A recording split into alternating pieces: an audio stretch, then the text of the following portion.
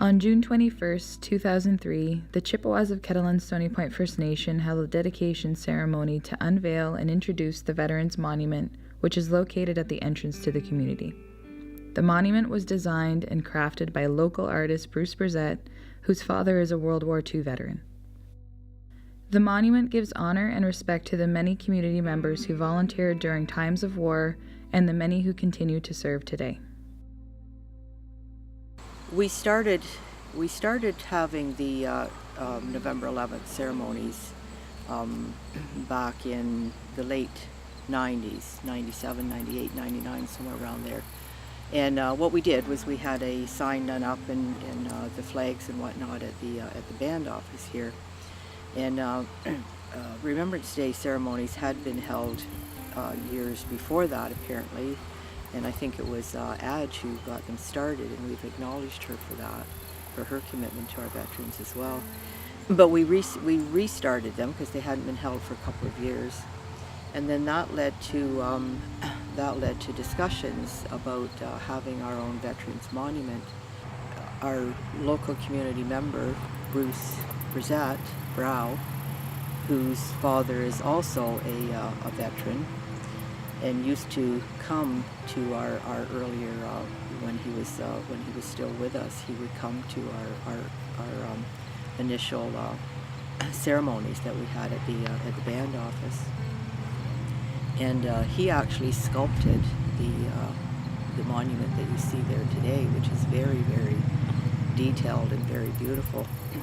And then it was sent to some place down near Toronto area, Mississauga area. It was sent down there to be bronzed, and the pavement, of course, honors our culture. It has the colors of the four directions, and there was a whole ceremony dedicating it. And at that time, we still had veterans such as my dad and Chester Smith, Junior, Norm Jackson, Calvin George. Different veterans like that were still with us at that time, and they were very proud to participate in that dedication of ours. So it was a whole wonderful experience, and a wonderful opportunity to be able to do that while a number of our veterans, our World War II veterans and Korea veterans and then the later wars were still with us. To me, it's a wonderful thing to be able to honor our veterans, the people who served. In the language, it's called Ogijita. There are warriors, and it's a great honor for anyone to be called an Ogijita. And to me, it's a great thing in a way. It's designed the four directions and the four wars or conflicts that they were involved in, to highlight that, and the period uniforms and the bronze working, standing on Turtle Island.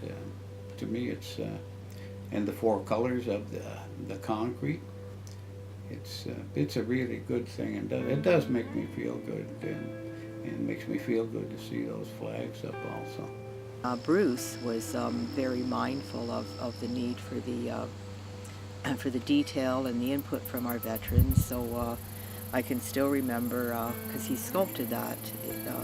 Believe it or not, he sculpted that in his home, in his living room, and he would have people like Chester and my dad come and visit every day and provide him guidance on the detail, and what they would do, they would then drive around to different ones who either weren't able to get out or either didn't have the transportation or weren't mobile enough.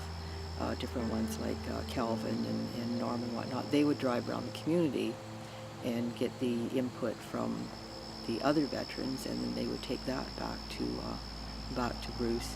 So it was a whole collective experience sculpting that monument between Bruce and our veterans who were with us at that time.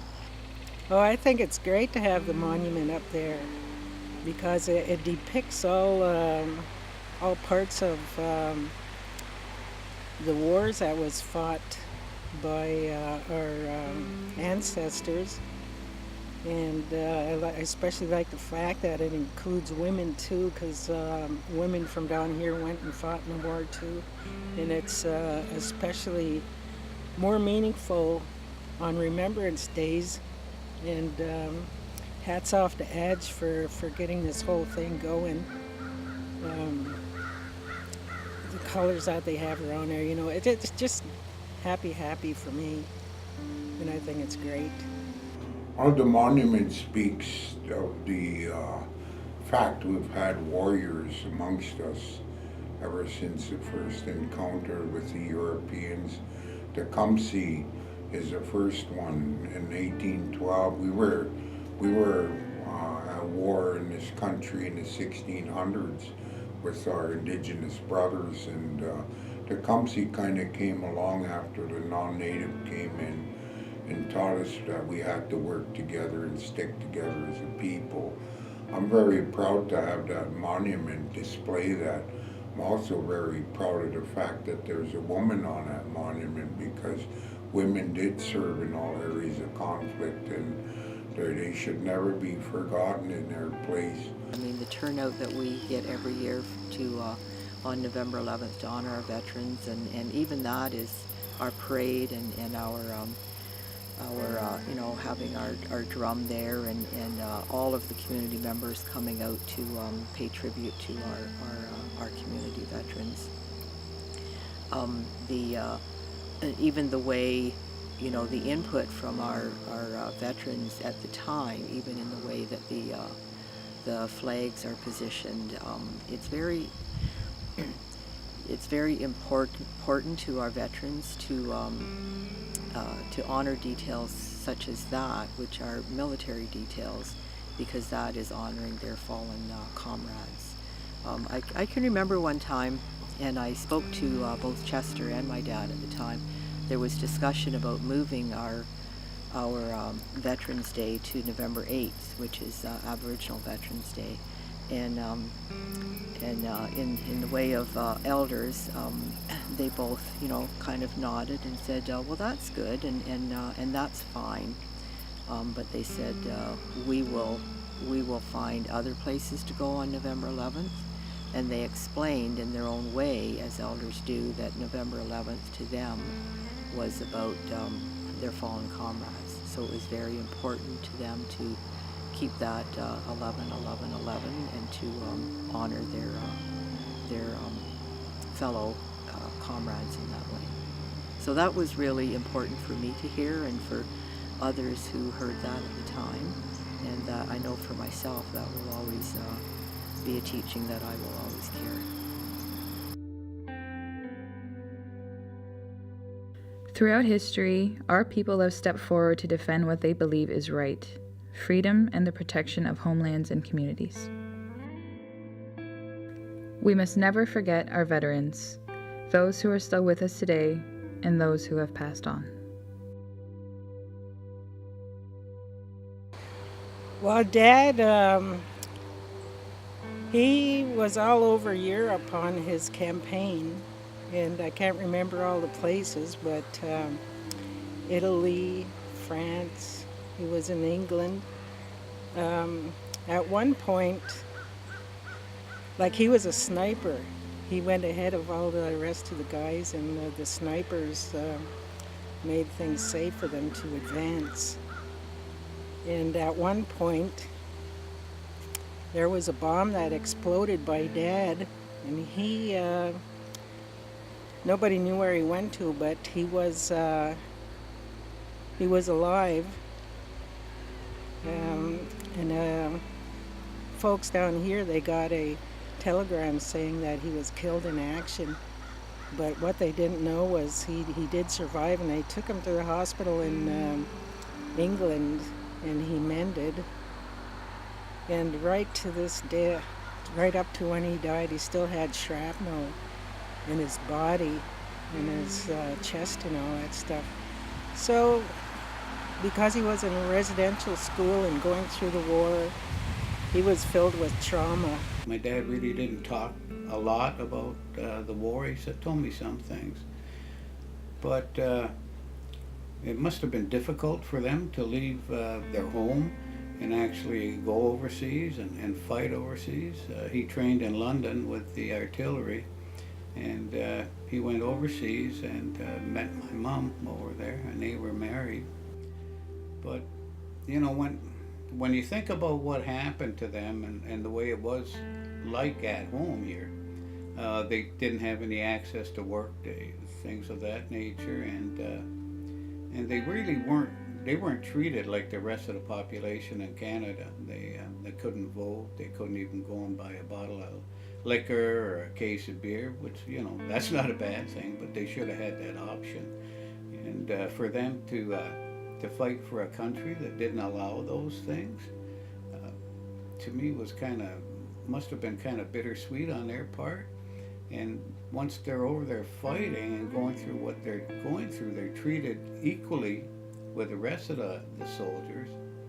But when they come home, they fall right back into what they had before they left. They weren't given the same allowances for land or housing as the non-native people, the veterans, but they had to make do with what they had. So when they came home with that pain, you know, yeah, I know that that pain was brought into our communities. So it was like a double whammy for everyone concerned, really, family members and for the veterans themselves. Well, my dad was actually a two-war veteran. He served in World War II, as did my Uncle Ken and my Uncle Clarence. And of course, many of our community members served in World War II. But he also served in Korea. When he went to Korea, when he was released from Korea, when the war was over, he was stationed in Nova Scotia.